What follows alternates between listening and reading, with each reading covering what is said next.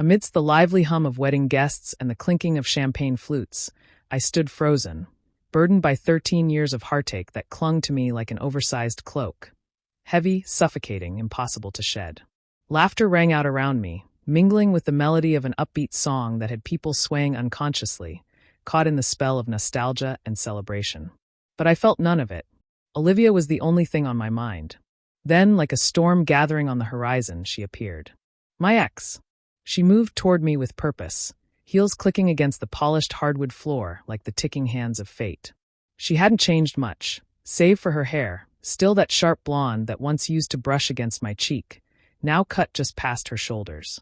But it wasn't the hair that held me still. It was her eyes, those cold, calculating eyes that had once looked at me with love but later, with only disappointment. We had been young, foolish, full of dreams when we made that sacred promise to stand by each other forever. But forever never accounted for the weight of shattered hopes, for the suffocating silence of waiting rooms, for the sterile scent of doctors' offices where the words, unable to conceive, became a chasm between us. I remembered the day she left, her voice sharp as ice, her parting words like shards of glass in my chest. If you can't give me a family, then you're not a real man.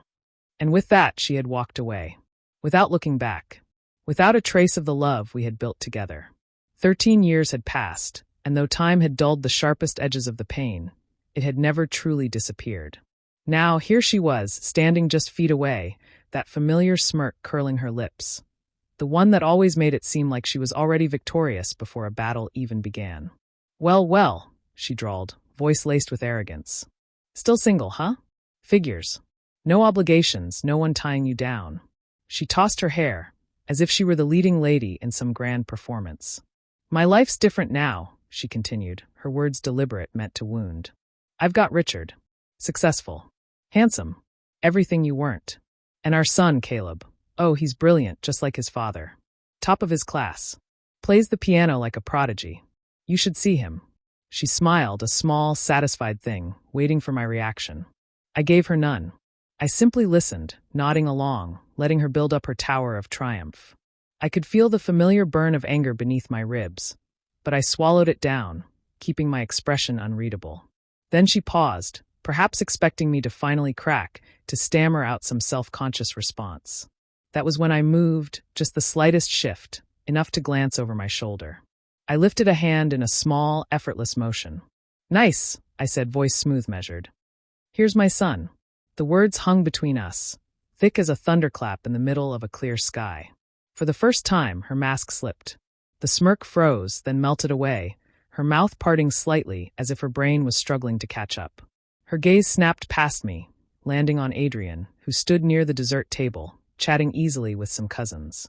He was 12 now, already tall for his age, with my hazel eyes and an easy grin that was entirely his own. I watched the color drain from Olivia's face, her hands, once so animated, falling still. She stared at him, her mind racing, trying to make sense of a reality that had no place in the narrative she had crafted for so many years. This wasn't part of her script. She had spent over a decade convincing herself, and anyone who would listen, that I was the failure, the broken one, the reason she had been denied a family.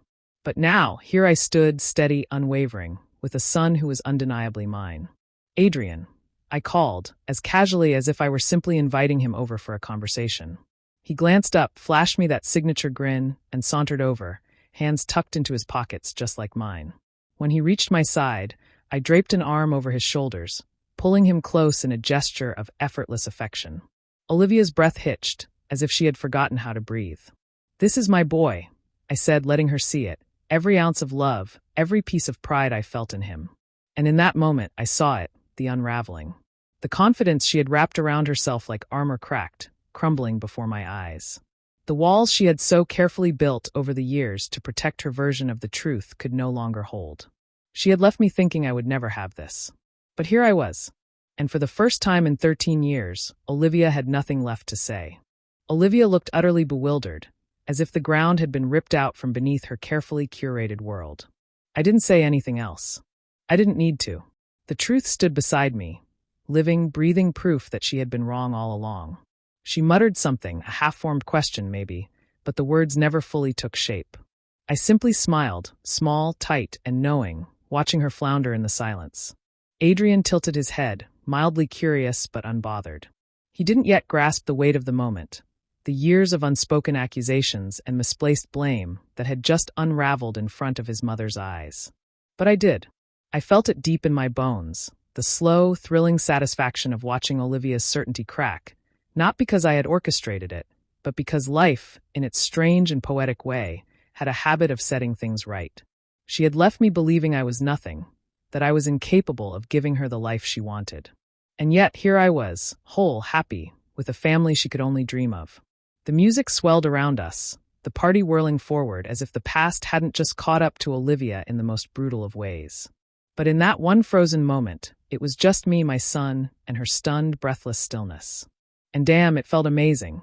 Then, from behind her, a small voice cut through the tension.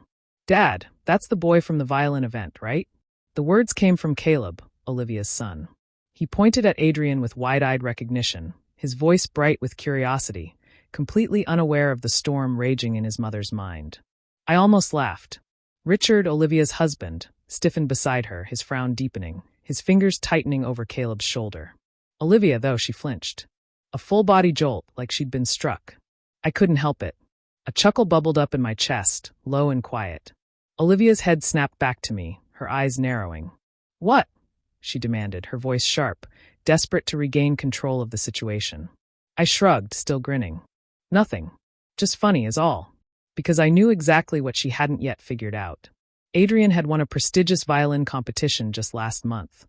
A major event, the kind that got his name in the papers, his picture framed in the local news, the kind that had the audience rising to their feet in awe. I had been there, right in the front row, pride swelling in my chest as my son played with a passion and skill beyond his years. Sophia had been beside me, snapping photos as Adrian accepted his trophy, one nearly bigger than him. And Caleb had been there too, watching. I could see it now, the pieces falling into place in Olivia's mind. The realization that while she had spent years parading her son's achievements, convinced that I was nothing, my child had outshined hers without her even knowing. Richard must have sensed it too. His grip on Caleb's shoulder shifted, firm but unreadable. Olivia was staring at Adrian, at me, at Sophia, like she was seeing ghosts. She opened her mouth once more, but this time, there was no accusation, no sneer, no superiority. Only a whisper. You have a son." It wasn't a question. It was a truth she could no longer outrun. I nodded, slow and deliberate. "Sure, Olivia. I do."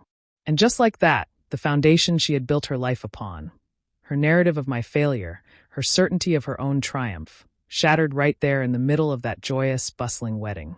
The world spun on around us, laughter, clinking glasses, the rhythm of a catchy song keeping people moving. But for her, everything had gone still.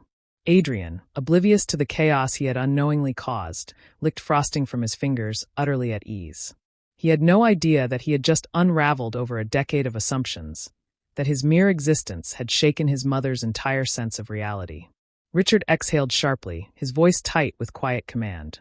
"Let's go." He tugged at Olivia's arm, but she didn't move. She couldn't.